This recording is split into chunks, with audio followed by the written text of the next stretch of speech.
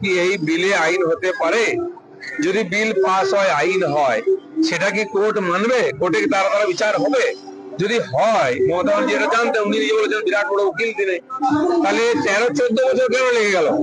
এরকম 48,000 কেস ওনার সরকারের সময় হয়েছে, সে কেসগুলো সমাধান হয়নি, পড়ে আছে কেন? উনি যদি আগে আইন আনতেন। মুখে বলছেন ফাস্ট ট্র্যাক কোর্ট চাই, ফাঁসির জন্য আইন চাই, কিন্তু এই ভারতীয় ন্যায় সংহিতা, যার মধ্যে 3 বছরের মধ্যে সাজা ফয়সালা আর 45 দিনের মধ্যে চার্জশিটের ব্যবধান আছে, সেইটাকে কেন তারা পার্লামেন্টে বিরোধিতা করেছিলেন?